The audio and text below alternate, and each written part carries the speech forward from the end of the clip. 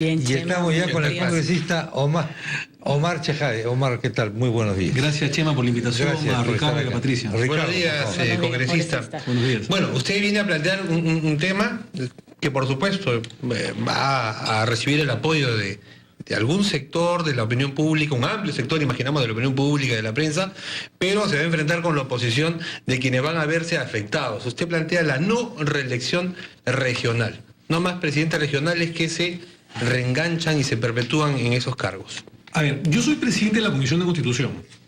Quienes han planteado el proyecto de ley son 5 congresistas. Es un proyecto multipartidario de varias bancadas.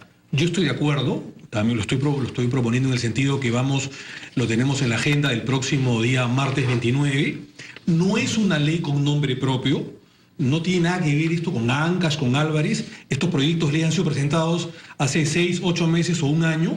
Lo comenzamos a debatir el año pasado en Además, el señor Álvarez ha dicho que no va a la reelección para empezar. Lo comenzamos a debatir en diciembre. Si se aprueba, ojalá que así sea, vamos a poner el hombro para que así sea y generar los consensos necesarios. No va a comenzar a regir a partir de estas elecciones del 2014, sino del 2018.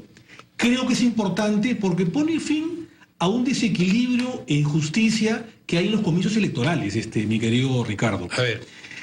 Los presidentes de región y alcaldes provinciales o distritales corren en ventaja con respecto No a los tienen demás que renunciar. competidores. No renuncian. Porque cuando va a la reelección para el mismo cargo no tienen que renunciar, como quienes sí desean cambiar de jurisdicción. ¿Sabes cuál es el objetivo, la intencionalidad de la norma? La misma que fue suprimir la reelección presidencial al presidente de la República. Porque el presidente de la República, como sucedió en el caso emblemático con el señor Fujimori, puede, y de hecho lo ha hecho, utilizar todo el aparato del Estado, los recursos, financieros, para poder reelegirse, no solamente el tema mediático. En esa lógica, entonces, tampoco se permitiría o se debería permitir la reelección de alcaldes provinciales o distritales. Porque el proyecto de ley y el predictamen que se ha elaborado y que va a ser debatido el próximo martes es para presidente de región y alcaldes provinciales y alcaldes distritales. Ellos manejan presupuesto, manejan un erario financiero importante, recaudan tributos, exhiben obras.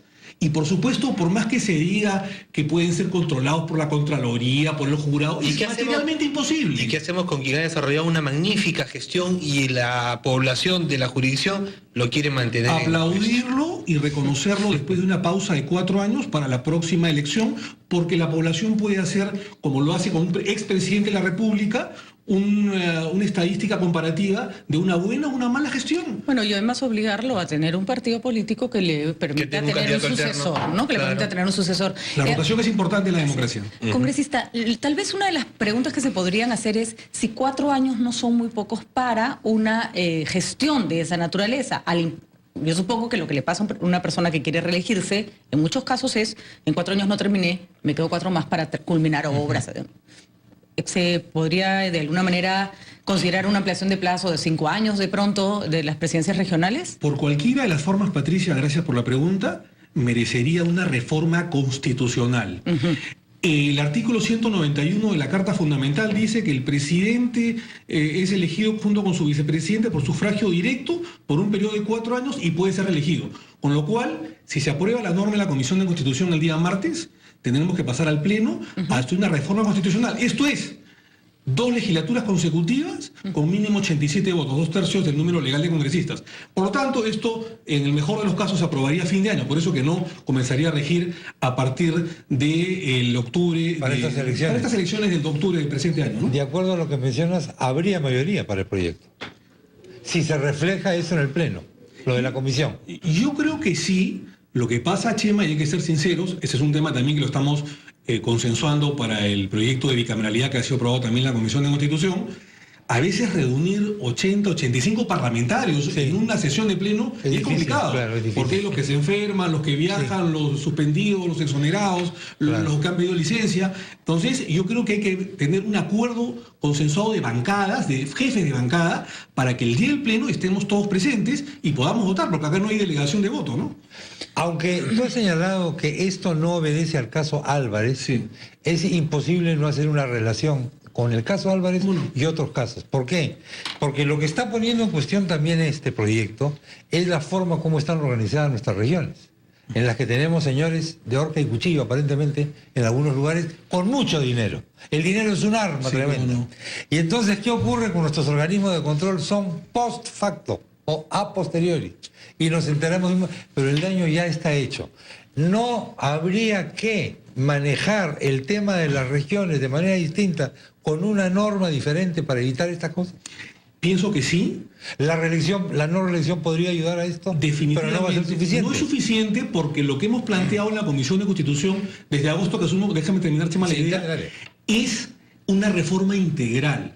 Ley de partidos políticos, que ya lo estamos debatiendo en el Congreso y que se aprobó el año pasado en la Comisión de Constitución, reforma ley de partidos políticos, financiamiento estarán los partidos políticos para que haya mejores cuadros, vallas electorales. Financiamiento va a ayudar además a mejorar los cuadros partidarios, las bases en todo el país, evitar el dinero del narcotráfico, cómo no, y de bandas en los partidos políticos, como sucedió en la Colombia de Pablo Escobar, o en los cuarteles de México, por ejemplo, o de Medellín, o de Cali en Colombia. Y obviamente el antitransfugismo, la bicameralidad, el voto voluntario, los distritos uninominales, los distritos electorales que se han aprobado del extranjero para peruanos en el extranjero. Es una reforma integral. Y cómo no, el tema de las regiones, para otra vez aterrizar en el tema, Chema, va a ser importante, pero todo ello es reforma constitucional. Hay que ponernos de acuerdo. Sí. Congresista, yo quería hacerle una pregunta con respecto a la situación del ministro Mayorga. Ustedes han dicho que no... Usted ha dicho que no pone las manos al fuego por él, que espera que sea una explicación razonable. ¿Por qué esa posición? Porque nosotros como congresistas y como de alguna manera especialistas en los temas constitucionales creemos en la Carta Magna, creemos en los mecanismos de control político que nos da la Carta Fundamental, que tenemos los congresistas, y la interpelación creo que es un mecanismo importante para que el señor ministro, más allá de las declaraciones mediáticas ante los medios de opinión, que está bien que lo haga, exponga sus pruebas o documentos de descargo para poder él demostrar su inocencia o su irresponsabilidad. Porque nadie puede ser, digamos, baloteado antes de escuchar los descargos del imputado. Por supuesto. Ahora, usted reconoce que hay dificultad en el Estado para detectar conflicto de intereses. Usted mismo terminó en un gran problema por reunirse con quien no debía. Me da risa porque escuchaba también al congresista García Belaúnde despotricando. Y yo decía, bueno, él también se reunió con quien no debía, y eso justamente en una posición en que genera conflicto de intereses. ¿Por qué? Para lo que resulta tan obvio para todos los demás, a usted parece que no la ven en su momento. ¿Qué fue? Bueno, en todo caso, como te vuelvo a repetir, es interesante el debate, es interesante ponerlo en el tapete. Hay que escuchar al ministro Mayorga, y yo no pongo las manos al fuego por nadie, salvo por mis padres, que están en el cielo. Y creo que los políticos estamos siempre dentro de una vitrina en que hay que exponer, hay que debatir, hay que ser controlados por los medios de comunicación, por la opinión pública, por la ciudadanía. Y el mejor mecanismo para un ministro, en este caso, es presentarse ante el Congreso de la República, ya sea ante la Comisión de Fiscalización o ante un mecanismo de interpelación, si es que, como derecho de las minorías, esta la tiene, pueda él dilucidar su responsabilidad, su inocencia. ¿A usted le costó la vicepresidencia? ¿A su hermano le costó una sentencia del Poder Judicial? ¿Qué le va a costar al ministro Mayorga? Yo no quiero adelantar juicio, Patricia. Yo en todo caso quiero esperar que el ministro Mayorga de alguna manera explique lo que ha sucedido. Yo tengo entendido que, no es fácil, porque se habla mucho de que por qué se le ha renovado el contrato de explotación a la empresa Interol. Yo tengo entendido que no es fácil cerrar un pozo para abrir otro con otra compañía. Hay un tema también de empleo, un tema de generación de canon, de regalías mineras. En todo caso, es el ministro el que tendrá que responder y dilucidar si ha incurrido en conflicto de intereses o no. Pero donde se aplica una figura distinta, pero igual de complicada, por las consecuencias, es en el caso del señor René Cornejo, el presidente del Consejo de Ministros, que no viene él del ámbito privado a realizar una gestión pública que colisiona con lo que estaba haciendo antes, sino que de manera paralela, según las acusaciones, según las denuncias periodísticas y lo que ahora está viendo el Congreso, pues ha desarrollado dos actividades al mismo tiempo, beneficiando evidentemente, se supone, desde el sector público a una empresa privada, no de algún amigo, algún conocido, sino a una empresa propia. Él tendrá que, en todo caso, acreditar con las fichas registrales si renunció al directorio de las acciones de la empresa Helios antes de asumir el cargo de ministro de Vivienda, Construcción y Saneamiento. De haber sido así como él señala, creo que se pone fin a la discusión. Y de no ser así, figuras, ¿no? El congresista Gagó, por ejemplo, también, ¿no? Antes de entrar jurar como congresista, la acusación o la investigación señala que puso todo a nombre de otra persona, contrató a otra empresa. El premier Cornejo, en todo caso, está siendo investigado por la Comisión de Fiscalización. Son los organismos, Ricardo, Patricia, Chema, constitucionales que la Carta Fundamental te otorga para poder defenderte y, en el caso del Congreso, para hacer un control político. Y creo que la ciudadanía debe esperar pues transparencia en esto, ¿no? Finalmente, otra pastillita constitucional y académica. Están organizando ustedes un conversatorio sobre bicameralidad. Chema, muchas gracias. No solamente sobre bicameralidad, sino sobre reforma política del Estado, que es lo que hemos venido haciendo desde el año pasado en la Comisión de Constitución. Hace unos meses invitamos al senador Juan Lozano, el más votado de Colombia, expuso sobre bicameralidad. Y el día viernes estamos celebrando, todos están invitados al local del Jorihuasi de la Universidad Ricardo Palma, en la cuadra 51 de la avenida Arequipa y Miraflores, un conversatorio sobre bicameralidad y reforma política del Estado, Perú-Colombia. Nos engalana la presencia, ahora la redundancia, del senador colombiano Juan Manuel Galán.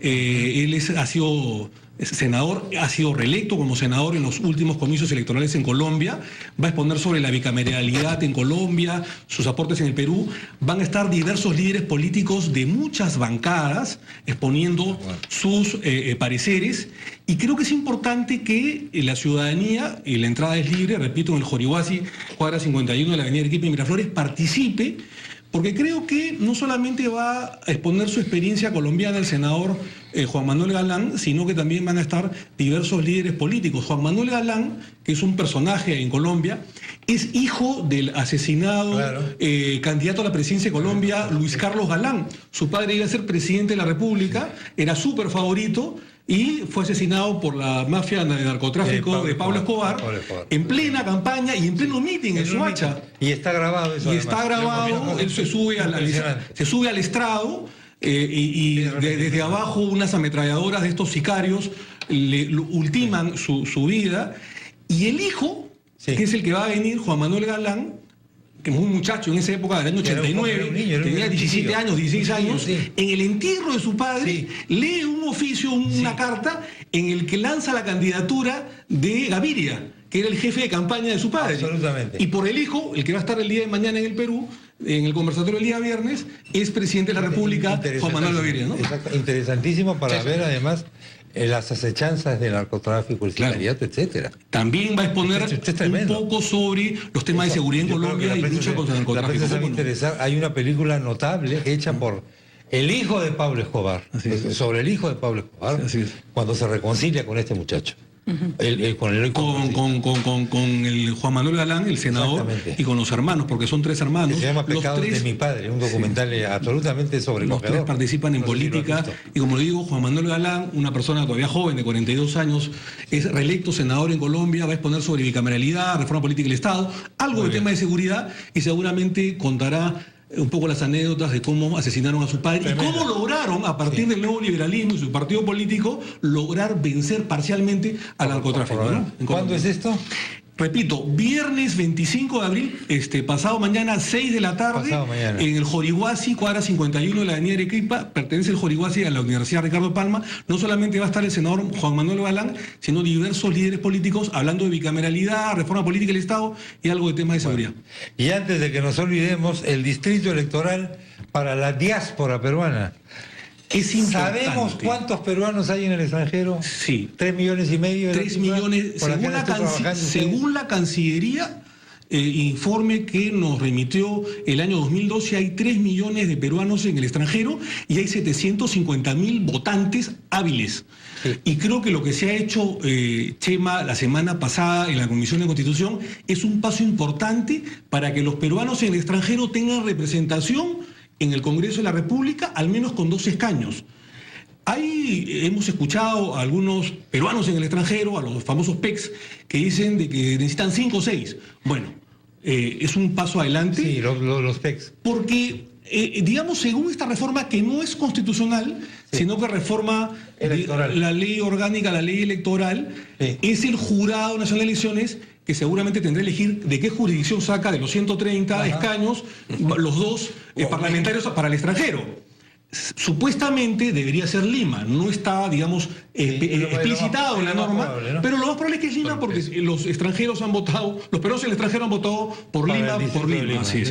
Pero no dificulta, no obstaculiza lo que se ha aprobado en la Comisión de Constitución, que en el Pleno del Congreso de la República puede haber una reforma constitucional y puede ampliarse a 3 o 4 curules, representantes de peruanos en el extranjero para el Congreso de la República, ¿no? Omar, gracias. Muchas gracias, Chema. Muy buenos días. El congresista Omar Chejade estuvo con nosotros.